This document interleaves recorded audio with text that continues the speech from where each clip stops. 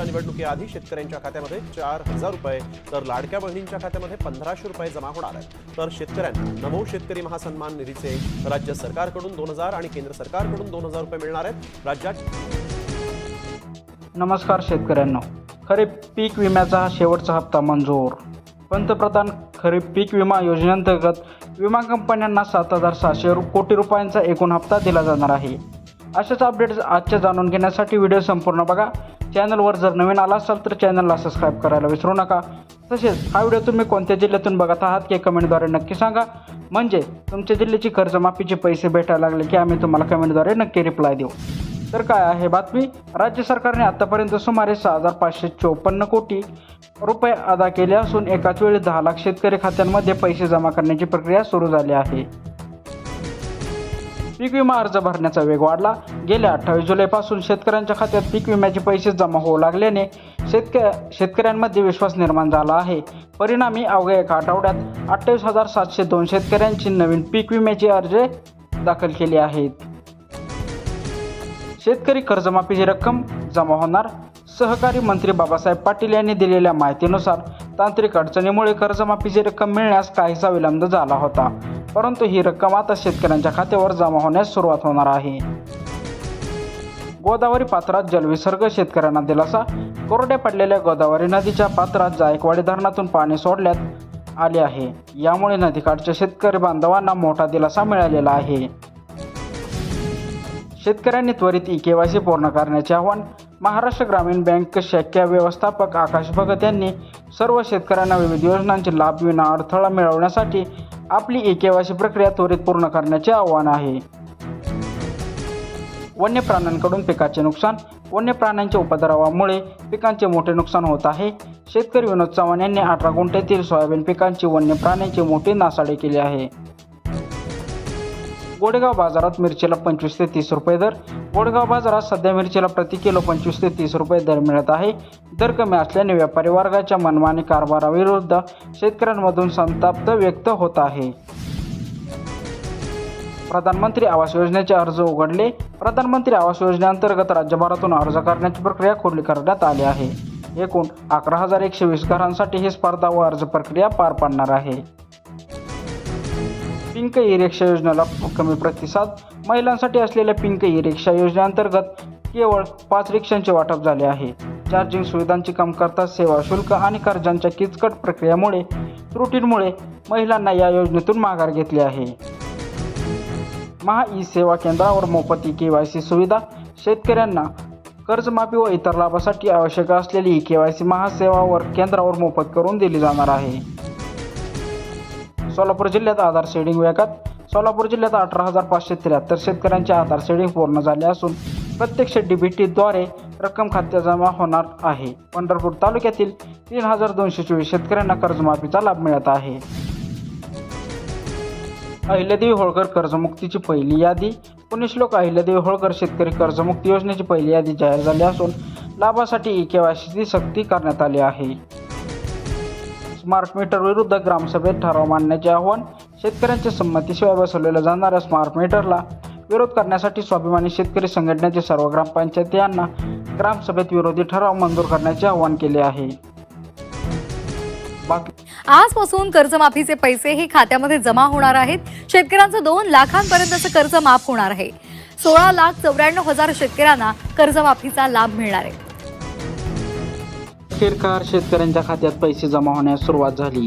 तशीच कोणत्या 5 जिल्ह्यात लाडक्या बहिणीच्या योजनेचे पैसे जमा होणार आहे, हे संपूर्ण माहिती अपडेट जाणून घेण्यासाठी हा व्हिडिओ संपूर्ण बघा।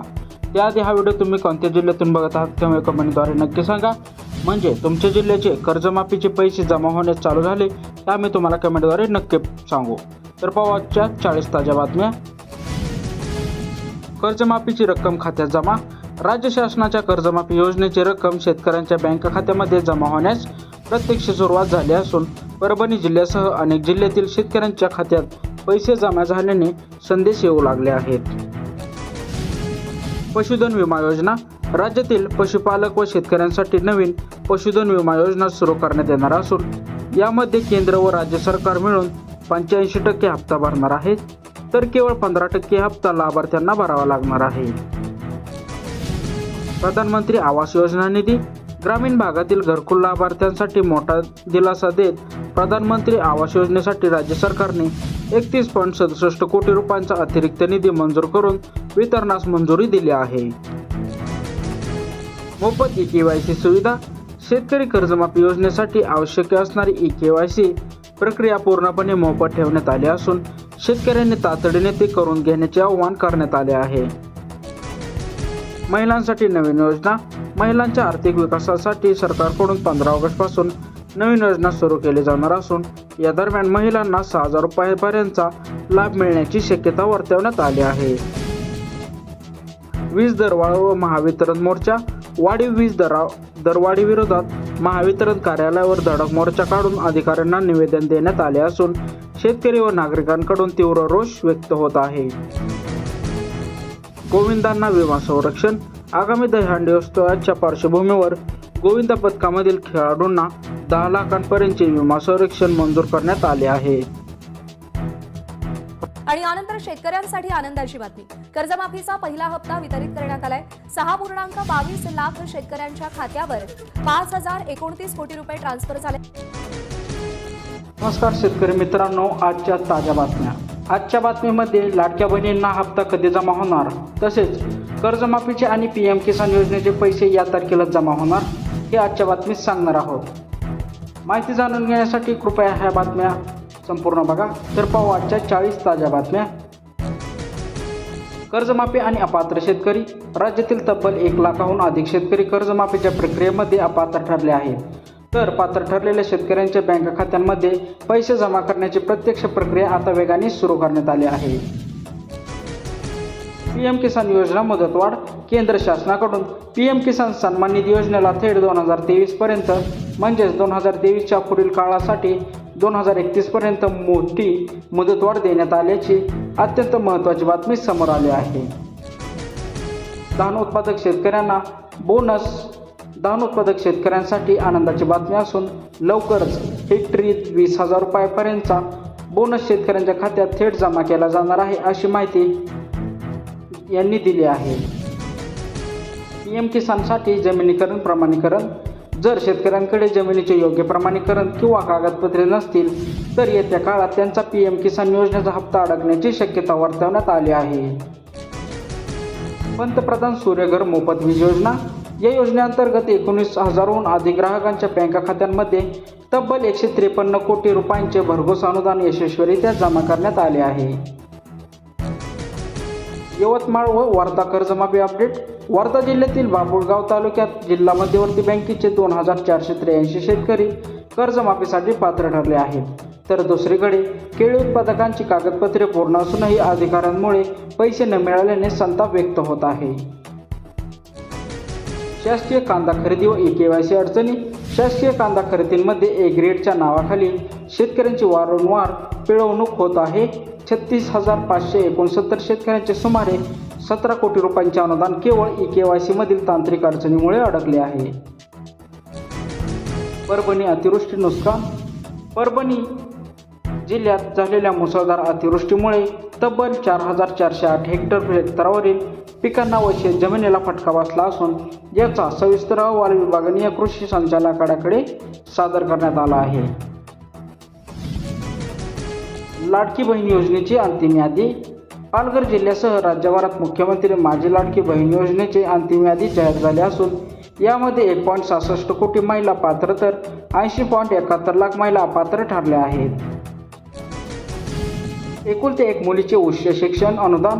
कुटुंबातील एकुलत्या एक मुलीला उच्च शिक्षणासाठी पुढे पाठवण्यासाठी व आर्थिक आधार देण्यासाठी राज्य शासनाकडून तब्बल 72,400 रुपयांचे विशेष अनुदान दिले जाणार आहे. जालना व भंडारा वीज बिल दिलासा.